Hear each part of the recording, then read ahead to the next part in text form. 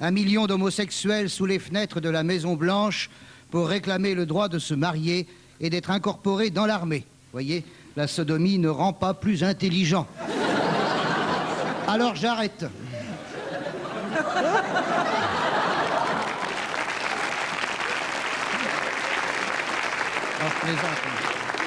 Je plaisante les nanas, je plaisante. Voilà.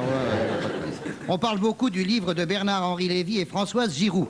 Ils ont fait un livre ensemble, c'est formidable, dit tout Paris. Mais quand Bernard-Henri Lévy et Françoise Giroud font un livre, que peuvent-ils faire d'autre qu'un livre quand ils travaillent ensemble? Je suis un peu planté dans ma phrase là. Hein. Ils sont en... Bref, vous avez compris. Les conséquences de Tchernobyl se feront peut-être sentir pendant des centaines d'années. Alors, le nucléaire ou la bougie? Je vote pour le deuxième, car jamais personne n'a attrapé le cancer de la bougie. Mardi, l'Olympia a 100 ans. L'Olympia, c'est un peu notre Tour Eiffel, ce qui n'empêche pas les promoteurs de vouloir changer ça en parking. Parce qu'un promoteur, ça va pas écouter des chansons, et si on laisse faire les promoteurs, il ne restera plus que le Crazy Horse à Paris. Avec les culs sur scène et les promoteurs dans la salle, ça fera un face-à-face. Les producteurs de fraises font la guerre à la fraise espagnole. Mais comment distinguer une fraise française d'une fraise espagnole? C'est simple. Prenez 2 fraises et piquez-les avec un cure-dent. Celle qui fait olé, c'est la fraise espagnole. C'était Patrick Fonte. Jacques Chirac fait sa rentrée politique. Je suis bouche bée. Mercredi.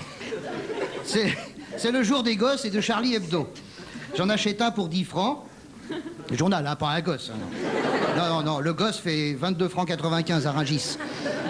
Le kilo, au kilo.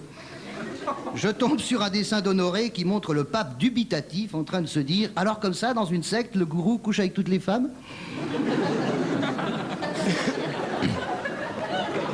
J'achète le mensuel 20 ans qui titre en couverture « Peut-on violer un mec ?» Je réponds « Oui, quand vous voulez ». Faudra en avoir envie. Oh, quand on est en Ça s'adresse aux femmes, Anne.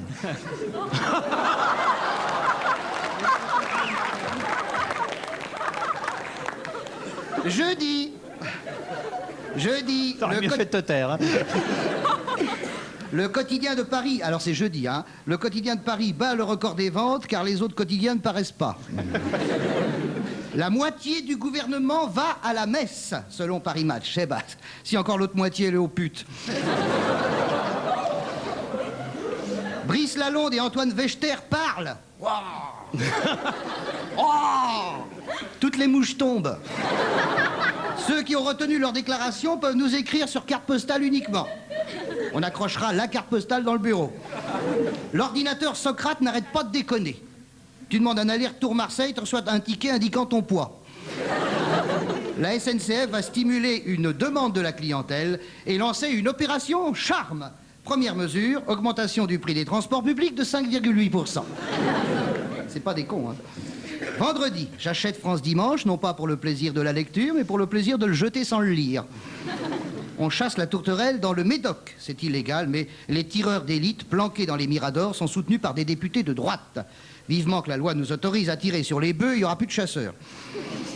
Buckingham, la reine d'Angleterre, ouvre le palais de Buckingham au public pour pallier l'incendie du château de Windsor. Séduit par cette initiative, François Bayrou va ouvrir les lycées Pailleron au public.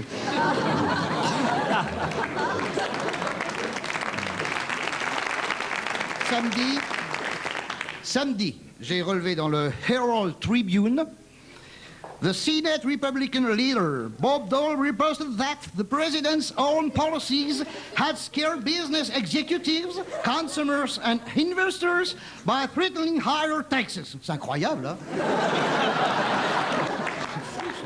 En plus, le mec, il était pas au courant.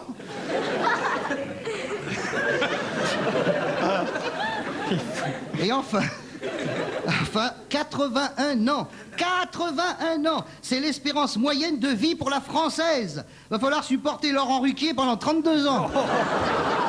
Qu'est-ce que ça veut dire, ça?